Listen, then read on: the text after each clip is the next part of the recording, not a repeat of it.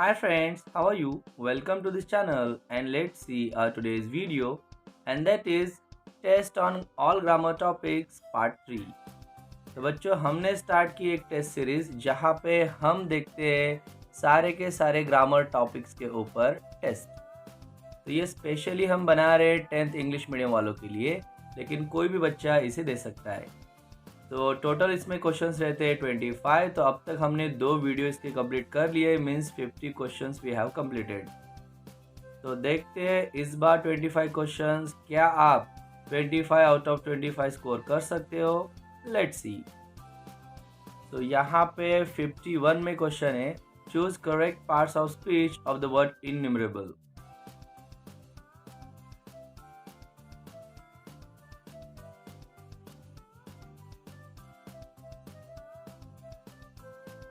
तो यहाँ पे इनन्यूमरेबल बच्चों एडजेक्टिव है। मोस्टली जब एबल एंडिंग में आता है तो समझ लीजिए वो एडजेक्टिव रहता है।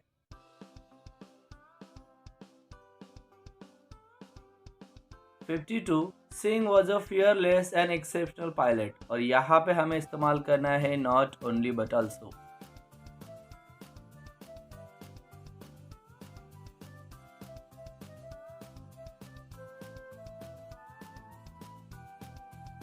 तो first one is the correct answer. Singh was not only a fearless but also an exceptional pilot. 53 है, he would borrow 1 week land the next, और यहाँ पे हमें चूज करना है मॉडल ऑक्सिलरी वर्ब, और ये भी बताना है कि वो क्या दर्शाता है।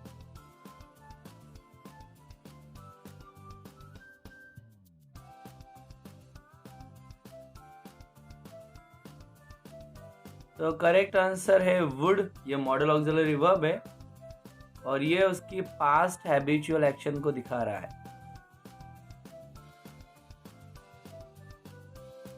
54 देखते हैं। I gave him my most appealing smile.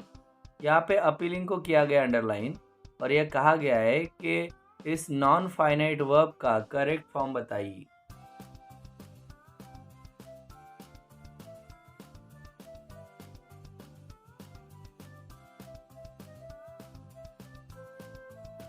तो ये प्रेजेंट पार्टिसिपल है क्योंकि इसे लगा है आईएनजी और इसका इस्तेमाल एडजेक्टिव के तौर पे हुआ है।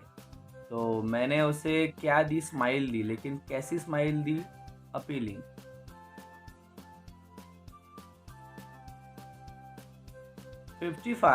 In 1944 the marshal had led a squadron, और इसको करना है हमें क्वेश्चन टैग में कन्वर्ट।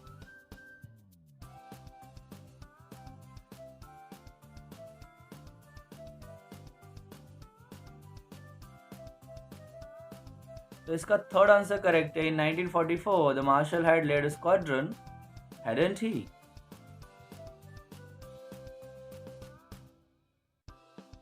तो 56 में और एक क्वेश्चन टैग आया है, send monsieur de Poulengy to me.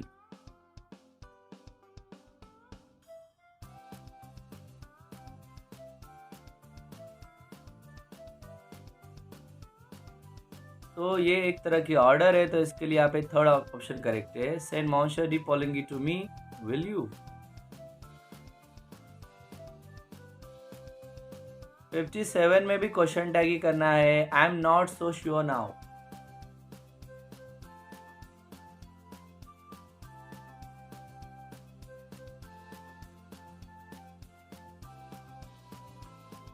तो इसका करेक्ट आंसर है I am not so sure now, am I?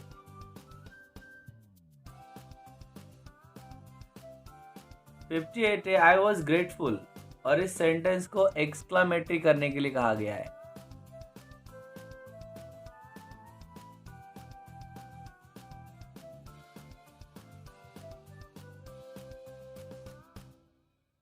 So how grateful I was, ये इसका करेक्ट आंसर है क्योंकि इसमें बस एडजेक्टिव ही आया था।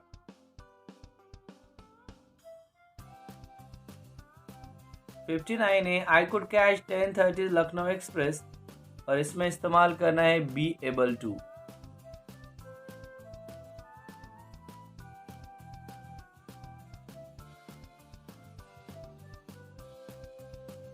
इसका करेक्ट आंसर है third one, I was able to catch the 10:30 Lucknow express.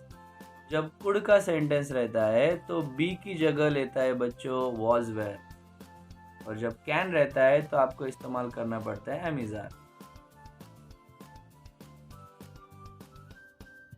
Sentence number 60, I can't explain it, और इसे आपको करना है अफर्मेटिव, लेकिन यहाँ पे उसका मतलब आपको चेंज नहीं करना है।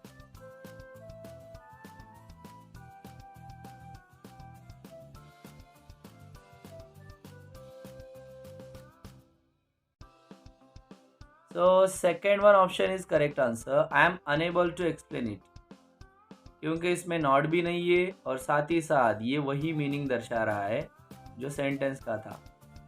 तो कैन के सेंटेंस में बच्चों एम ही आएगा। 61, I hadn't had much luck of late, और इसका हमें ढूंढना है टेंस।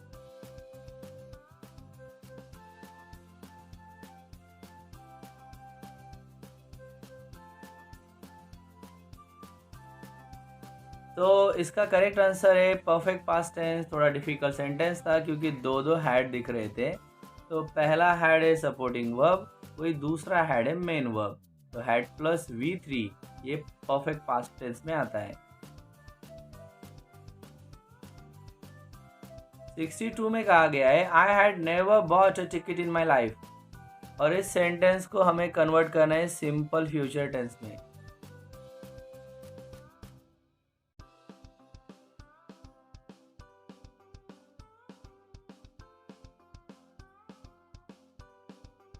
तो ये लास्ट ऑप्शन इसका करेक्ट आंसर है, I shall never buy a ticket in my life, क्योंकि बॉट का फर्स्ट फॉर्म बाय।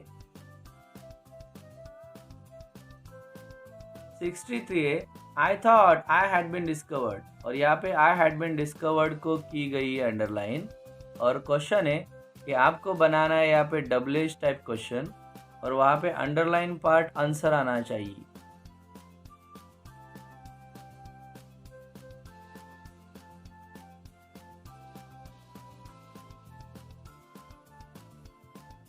तो यहाँ पे फोर्थ ऑप्शन करेक्ट है, व्हाट डिड यू थिंक, क्योंकि थॉट सिंपल पास्ट टेंस में आता है तो सिंपल पास्ट की वजह से यहाँ पे डिड आएगा और वर्ब का फर्स्ट फॉर्म लिखा जाएगा।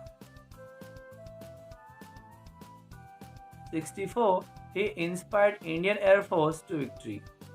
अब यहाँ पे करना है कि इस सेंटेंस को आपको पैसिव वॉइस में कन्वर्ट करना है।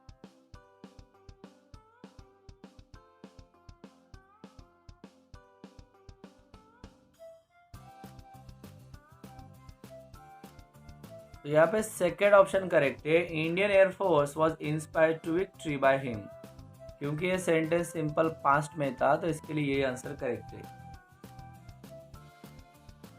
65 number sentence, you could frighten her, और यहाँ पे भी पैसिव वॉइस ही करना है।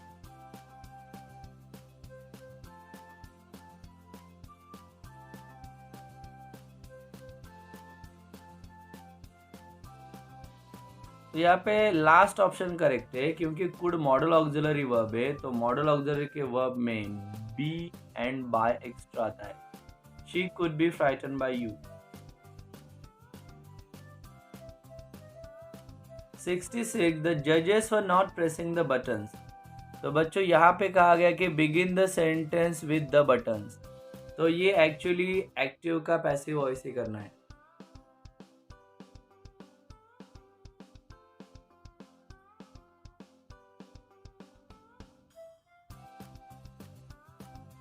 तो यहाँ पे फर्स्ट ऑप्शन करेक्ट है, the buttons were not being pressed by the जजेस। 67, आई made a little money this way but he did not seem to mind. इस सेंटेंस में दो का इस्तेमाल करने के लिए कहा गया है।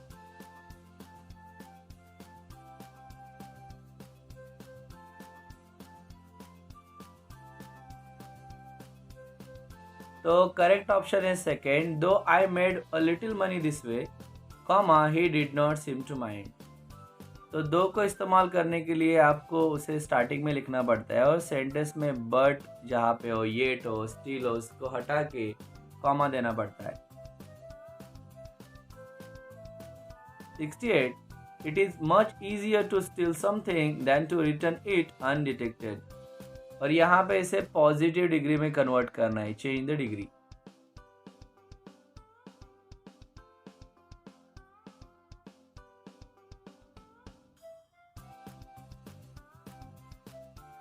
तो यहाँ पे करेक्ट आंसर है first one. To return something undetected is not as easy as to steal it. क्योंकि यहाँ पे कंपैरेटिव डिग्री थी और उसे हमने कन्वर्ट किया है पॉजिटिव डिग्री में, तो इसके लिए यहाँ पे नॉट आने वाला है. 7. When I found them, I drew them out without a sound. और यहाँ पे कहा गया है कि इसमें सबऑर्डिनेट क्लॉज ढूंढ के निकालिए और उसका टाइप बताइए.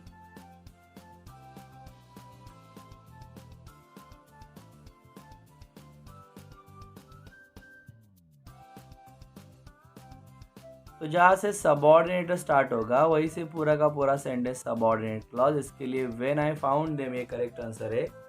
और ये व्हेन हमें टाइम दिखा रहा है कि वो एक्शन कब हुई, तो इसके लिए ये आएगा एडवर्ब क्लॉज ऑफ टाइम.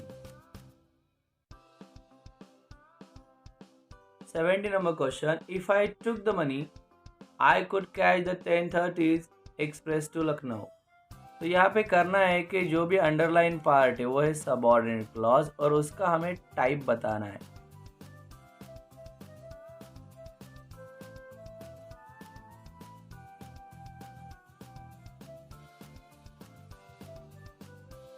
तो यहाँ पे ये क्लियरली टाइप दिख रहा है. इफ हमें कंडीशन को दिखा रहा है तो इसके लिए आंसर आएगा adverb clause of condition. 71. It is easy to rob a greedy man because he can afford to be robbed. और यहाँ पे भी वही करना है कि हमें सबऑर्डिनेट क्लॉज का टाइप बताना है जिसे अंडरलाइन की गई.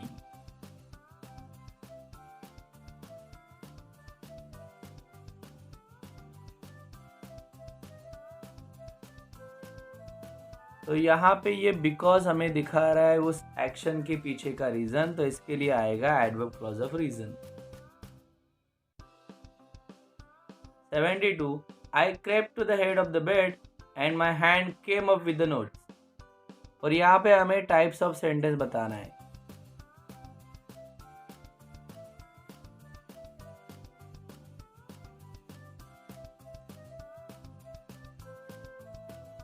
तो यहाँ पे करेक्ट आंसर है कंपाउंड सेंटेंस. क्यों? क्योंकि यहाँ पे दो सेंटेंस है और दो सेंटेंस को जोड़ने वाला यहाँ पे कोऑर्डिनेटर है एंड.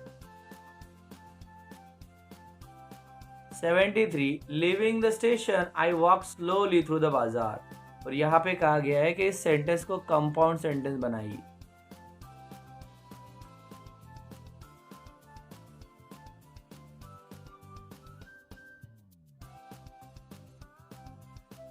तो यहाँ पे करेक्ट आंसर आएगा I left the station and walk slowly through the बाजार. तो कंपाउंड सेंटेंस में हमने किया क्या, एक पहला सेपरेट सेंटेंस बना दिया, उसे सब्जेक्ट लिया आई, लिविंग को हमने कर दिया लेफ्ट द स्टेशन, और कंपाउंड सेंटेंस के लिए कोऑर्डिनेटर की ज़रूरत रहती है तो हमने लिया यहाँ पे एंड, और फिर से जो सेंटेंस था आई वॉक स्लोली थ्रू बाजार, तो वो आई लिख भी सकते हैं और हटा दिया तो भी कोई प्रॉब्लम नहीं क्योंकि ऑलरेडी हम पहली बार इसे लिख चुके. 74. हॉकिंग सेड दे टूक a muscle sample from my arm. तो बच्चों इसे कन्वर्ट करना है इनडायरेक्ट स्पीच में.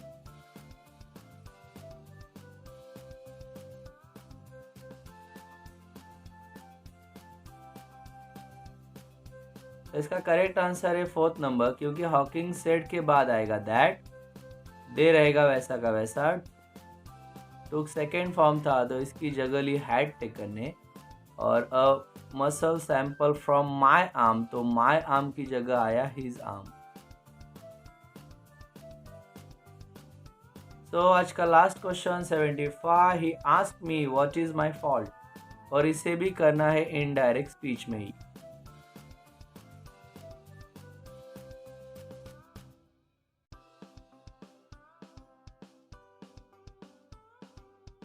So here also fourth number option is correct, क्योंकि ही आस्क मी के बाद सेंटेंस में कॉमा कोटेशन मार्क हटाया जाएगा, व्हाट से ही सेंटेंस जोड़ा जाएगा ही आस्क मी व्हाट, और इसके क्वेश्चन के स्ट्रक्चर को चेंज करके पहले माय फॉल्ट की जगह लिखा जाएगा हिज फॉल्ट, और इज पास्ट में जाएगा तो लिखेंगे was.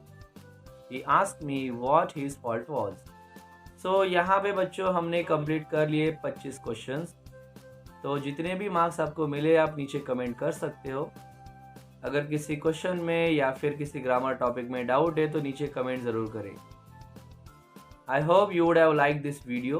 Thank you so much for watching the whole video and subscribing this channel. Keep studying. Bye bye.